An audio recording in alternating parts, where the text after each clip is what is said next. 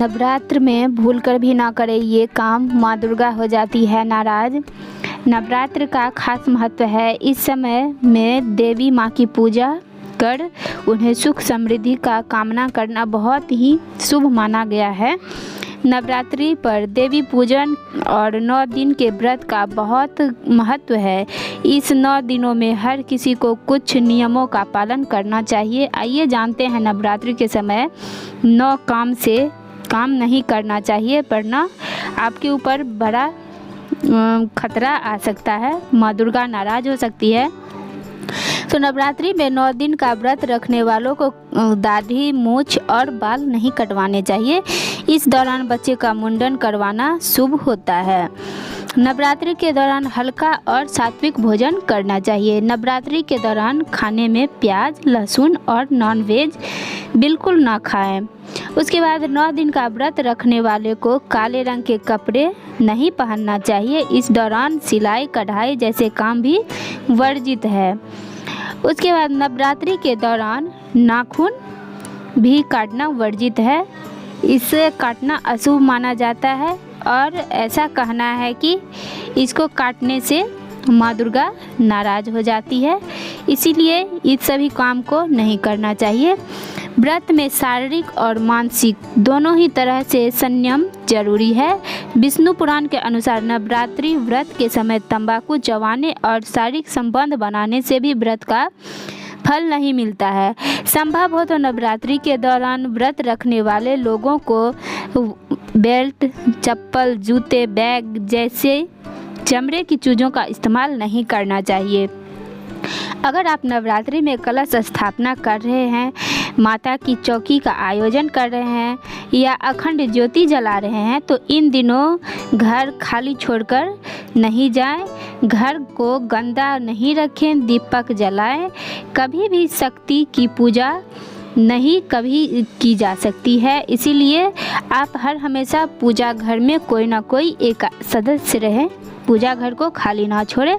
नवरात्र के दौरान आप चाहे व्रत रखें हो या नहीं, बिना स्नान किए भोजन न ग्रहण करें। स्नान के बाद माँ दुर्गा की पूजा करें, फिर भोजन ग्रहण करें। विष्णु पुराण के अनुसार नवरात्रि व्रत के समय दिन में नहीं सोना चाहिए, इससे माँ दुर्गा अप्रसन्न हो जाती है। नवरात्रि के दौरान मांसाहार और शराब इत्यादि से बिल्कुल दूर रहना चाहिए। उसके बाद नवरात्र के दौरान माँ दुर्गा की कृपा पाने के लिए घर में कलह का माहौल बिल्कुल नहीं होना चाहिए। लड़ाई झगड़े और वाद विवाद से बचना चाहिए। संभव हो तो आप जितना हो सके वाद विवाद वाले जगह से दूर रहें। अगर आप चालीसा या सप्तमी का पाठ कर रहे हो तो किसी से बात करने के लिए चालीसा को बीच में ना रोक दें। व्रत के दौरान अगर फल खा रहे हो तो एक बार में ही उसे ख़त्म कर लें, कई बार नहीं खाएं। उसके बाद व्रत में 9 दिन तक खाने में अनाज और नमक का सेवन नहीं करना चाहिए। खाने में कट्टू का आटा, समीर के चावल, सिंघाड़े का आटा, साबूदाना, सेंधा नमक, फल, आलू, मेवे, मूंगफली खा सकते हैं। तो ये सब थी नवरात्रि में किए जाने वाले सेवन आहार, जो आप क्या खाएं क्या नहीं खाएं। नवरात्रि पे आप नाखून ना काटें, बाल दाढ़ी ना बनवाएं, और लेडीज़ हैं उनके लिए भी नियम है कि आप पार्लर का यूज नहीं कर सकते हैं। आप पूजा कर रहे हैं या नहीं कर रहे हैं, फिर भी आपसे मैं निवेदन करूंगी कि आप काले रंग का वस्त्र नहीं पहने। आप अगर व्रत कर रहे हैं, अखंड वस्त्र नहीं है आपके पास, तो आप साफ सुथरा कपड़ा पहने, इससे भी कोई परेशानी वाली बात नहीं है। आप पहन के पूजा कर सकते हैं, लेकिन आप काले रंग का वस्त्र कभी नहीं पहने।